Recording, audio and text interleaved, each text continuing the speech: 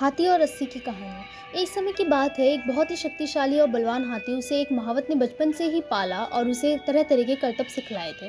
महावत प्रतिदिन हाथी को बाजार ले जाता था। हाथी बाजार में करतब दिखलाता था, जिसे देखकर लोग खुश होते थे और हाथी और महावत को पैसे देते थे। इसी पैसों को महावत एकत्र कर लेता था और उसी से उसकी रोजी रोटी चलती थी।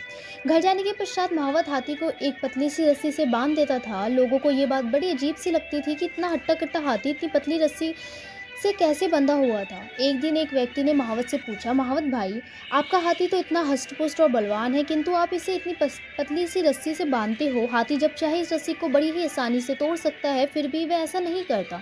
इसका कारण क्या है? उस व्यक्ति की बात सुनकर महावत बोला, कई साल पहले जब मैं हाथी को जंगल से लेकर आया था, तब हाथी छोटा था।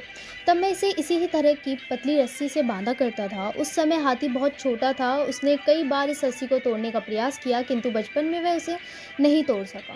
धीरे धीरे उसके मन में ये बात बैठ गई कि वह कभी भी इस रस्सी को नहीं तोड़ पाएगा।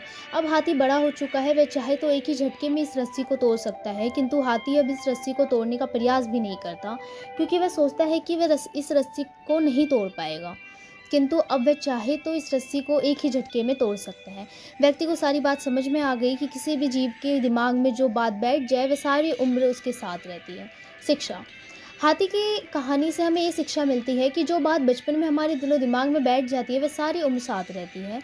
इसलिए बच्चों को बचपन में अच्छी सीख देनी चाहिए, ताकि वह सारी उम्र उस पर अमल करें। दोस्तों, अगर ये स्टोरी हमारी अच्छी लगी हो तो हमारे चैनल को सब्सक्राइब, लाइक एंड कमेंट ज़रूर करें। Thank you.